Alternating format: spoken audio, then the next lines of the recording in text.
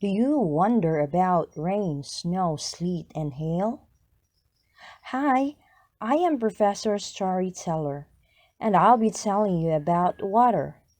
You can call it rain, you can call it snow, you can call it sleet, you can call it hail, but it's water all the same. Did you ever wonder how old water is or where it comes from? The answers may surprise you. The next time you see a pond or even a glass of water, think about how old that water might be. Do you really want to know? I thought you did. Did you brush your teeth this morning? Well, some of the water that you used could have fallen from the sky yesterday, or a week, or a month ago. It's pretty new. But some part of that water is very old and was around during the time of the dinosaurs or even longer.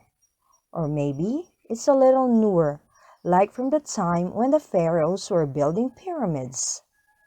You see, there is only a limited amount of water and it gets recycled.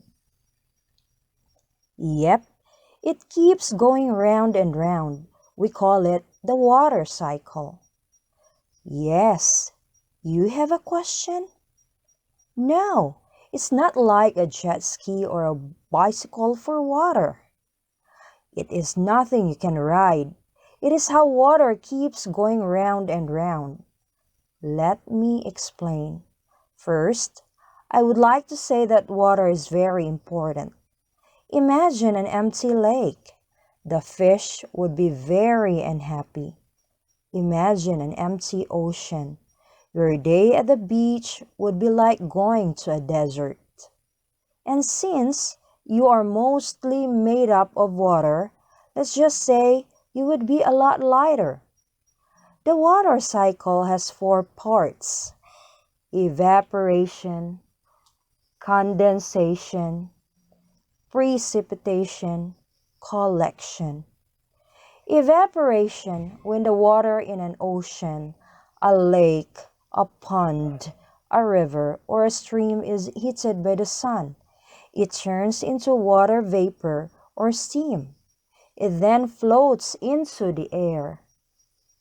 Of course, when you are out on a hot day or you exercise, you sweat. Well, guess what? That evaporates too. What about those drops of dew on leaves or the grass?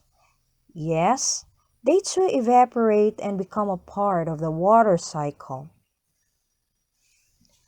Condensation. As the water vapor gets cooled, it changes back into liquid and turns into clouds. Precipitation. When the air in the clouds cannot hold any more liquid, it falls back to the ground. It returns in different ways, depending on the temperature and where it comes down. It can fall as rain, or it can fall as snow. Did you know that no two snowflakes are the same? It can return as sleet, which is like rain that has almost frozen, or it can come as hail. Those frozen balls of rain that can actually break windows and dent cars. Collection. No matter how it comes down, it is collected and returned or stored. It can fall into the ocean, lake, pond, river, or stream. If it lands on the ground, it may roll into a river or be sucked up by the soil. It may even pass through the ground to an underground lake or river to be used later. Now, what happens tomorrow when the sun comes out? That's right, the water cycle starts over again. Oops, the sun is out.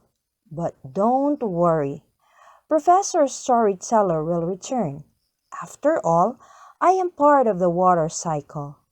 Evaporation, condensation, precipitation, collection.